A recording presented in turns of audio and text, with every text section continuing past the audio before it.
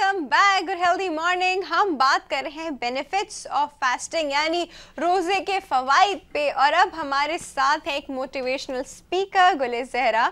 गुल ज़हरा को सबसे पहले वेलकम करते हैं। हाँ, अस्सलाम वालेकुम। वालेकुम अस्सलाम। कैसी हैं? ठीक ठाक, आप ठीक हैं? बिल्कुल ठीक ठाक। अच्छा, मुझे बताइए कि हम आज बात करेंगे रोज़े के फ़वाइद पे।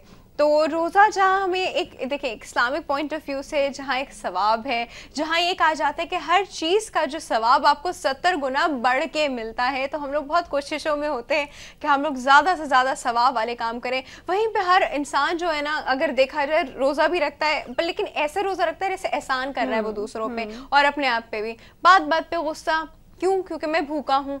छोटी छोटी चीज़ों पे गुस्सा, छोटी छोटी चीज़ों पे रिएक्शन। तो ये इंसान को कैसे रोकना चाहिए कि भाई कंट्रोल योरसेल्फ। ठीक। अब इसमें जो आपने रिलीजन की बात की, तो मैं कोई रिलीजियस स्कॉलर तो हूँ नहीं, और आपके व्यूअर्स और आप लोग ज़्यादा बेहतर जानते हैं मज़हब के नुक्ता नज़र से, तो उस पर बात ना की जाए।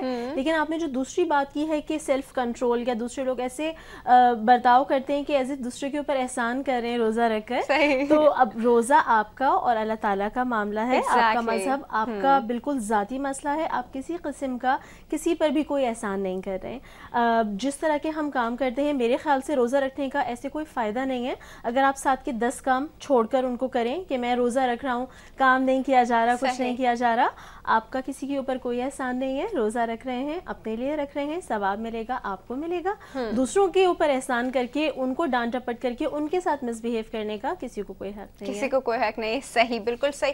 अच्छा, अब मुझे एक बात बताइए, हम लोग के यहाँ पे बहुत ज़्यादा डिसिप्लिन कंडीशंस आ जाती हैं जब रमज़ान का महीना शुरू होता है। हालांकि इस महीने में तो हम लोग को सीखना चाहिए कि सेल्फ डिसिप्लिन कैसे करना चाहिए, और इसी महीने में सबसे ज़्यादा डिसिप्लिन की कंडीशन सामने आती हैं। ख़ासतौर पे अगर आप ट्रैफिक्स में देखें तो इफ्तार का वक्त जब करीब आ रहा होता है, आधा पौना घंटा रह जाता है, तो हर कोई समझता है बस उसी के पास गाड़ी है और ये रोड उसी का ही है, तो उसी को घर पहुंचना है, बाकी किसी को नहीं पहुंचना है।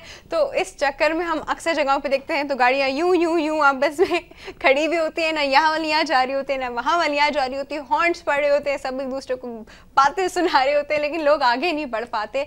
तो ऐसी सिचुएशन को ज़रा आपको क्यों लगता है, क्यों आती है हम लोगों के ऊपर? ये सिर्फ रमज़ानों में तो नहीं होता, वैसे हमारे यहाँ तो नॉर्मल भी है, लेकिन रमज़ानों में ना पता नहीं एक अजीब सी जल्दी पड़ी हुई होती है इस चीज़ की। जी जी जी। वैसे ये है कि एक तो ये नेचुरल बात भी है, बेचारों को ज़ाहिर है रोज़ा खोलना होता है। फिर ट्रैफिक के हालात जो हमारे यहाँ हैं वो आपको पता है, कहीं सिग्नल चल रहे हैं, कहीं नहीं चल रहे।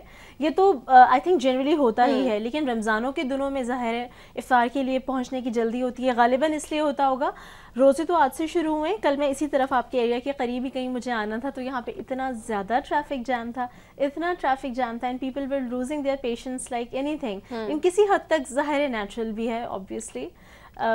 ये अब आप मुझे बताइए कि हम लोग को पेशेंस लूज क्यों नहीं करना चाहिए, और पेशेंस लूज ना करने के क्या तरीके होते हैं? वो कहने को वो बड़े क्लिशेड किस्म के सिंपल से तरीके हैं जो आपने शायद 10 बार पहले भी सुने होंगे, लेकिन एक सॉर्ट ऑफ इस डिस्कशन के बाद एक रिवीजन हो जाएगा उन तरीक़ों का जो हम सबको पहले से पता ही हैं, जिनको मैंने खुद भी प्रैक्टिस किया है।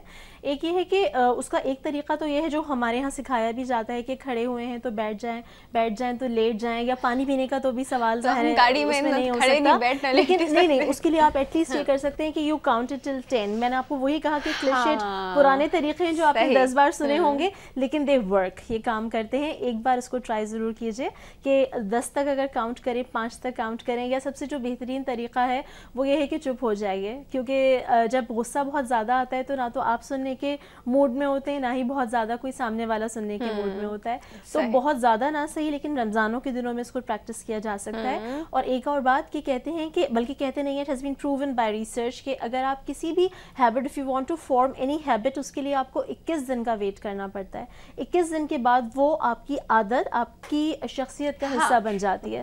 तो रमज़ान तो फिर 30 दिन के हैं, तो 21 के अलावा अगर इसको 30 दिन तक कंटिन्यू किया जाए तो उसकी आपको एडिशनल डेज मिल रहे हैं फर्दर प्रैक्टिस करने के। सही। अच्छा, अब मुझे एक बात बताइए कि चलिए ये सब कुछ तो हो गया, एंड हम लोगों ने सब्र करना, गुस्से पे कंट्रोल करना सीखना चाहिए हम लोग को, स्पेशली रमज़ान में। लेकिन ये मकसद सिर्फ ये नहीं कि जो चीज़ हम रमज़ान में सीखें वो सिर्फ रमज़ान तक रखें कि रोज़े की हालत में थे, हम लोग को ये इस महीने से सीख के for the rest of the year वो चीज़ करनी होती है। ये नहीं कि अभी सिर्फ अभी आपने कंट्रोल कर लिया कि अभी मैं रोज़े में हूँ तो मैं गुस्से में ना बोलूँ, अभी मैं रोज़े में हूँ तो मैं ऊंची आवाज़ में ना बोलूँ, मैं इस तरह ना बोलूँ, लेकिन आपको ये सारा साल it's a part of etiquettes, ये इंसान की अपब्रिंगिंग में आता है, ये इंसान की एक ट्रेनिंग में आता है कि उसको ये सिखाया जाए कि आप दूसरे से ऊंची आवाज़ में बात ना करो, अपनी आवाज़ अपनी बात तमीज़ से करो। और अगर हम लोग सिर्फ रमज़ान को इस चीज़ से रिलेट क्यों कर रहे हैं, रमज़ान में तो हम लोग को बहुत सारी चीज़ों की वैसी ही रिस्ट्रिक्शन होती है और हम लोग को सीखना चाहिए, बट ये चीज़ें is a part of daily life and should be a part of everyone's life कि हम लोग को इस तरह इसके लिए कोई स्पेशल ट्रेनिंग कोर्सेज होते हैं क्या कि इंसान अपनी मॉरल वैल्यूज कैसे रेस कर सकता है, वो एकदम इंसान से जानवर कैसे बन जाता है? जी, इसके लिए बिल्कुल कोर्सेज तो होते हैं। उसके लिए हमारे पास जैसे कि टाइम मैनेजमेंट के कोर्सेज हैं, उसी कोर्सेज ना कहिए, एक दिन की वर्कशॉप लेटर से कह लीजिए या ट्रेनिंग सेशन कह लीजिए, उसमें एंगर मैनेजमेंट, अगर किसी को इस हद तक गुस्सा आता है कि उसको प्रॉपर सेशंस लेने की ज़रूरत है तो उसके लिए बिल्कुल ट्रेनिंग सेशंस भी होते हैं। अच्छा, गुस्से की बात हो रही है तो मैं एक बात यहाँ ऐड करना चाहूँगी कि देखिए, गुस्सा आना एक बहुत ही फितरी अमल है और गुस्सा आना कोई बुरी बात नहीं है, गुस्सा आना चाहिए। और कुछ बातें ऐसी होती हैं कि जिन पर अगर कहते कुछ तो पॉजिटिव गुस्सा भी होता है कि आपको अपने ऊपर आए कि ये मैंने क्या कर दिया, तो वो पॉजिटिविटी की तरफ जाता है कि अब आप कहते हो कि नहीं, I have to correct it, I have to do it. But कुछ गुस्सा जो हमारे यहाँ पे और हमारी सोसाइटी और हमारे लोगों में वो नेगेटिव ही है, you know what I mean. I know, सही। सो मैं आई कंटिन्यू? मैं आपसे ये कहना चाह रही थी कि गुस्सा आना एक बहुत ही फितरी अमल है। गुस्से को बहुत ही हमने नेगेटिव बना दिया है। गुस्सा आना कोई बहुत बुरी बात नहीं है, बात सिर्फ ये है कि किस वक्त आपको गुस्सा शो करना है और किस वक्त नहीं करना।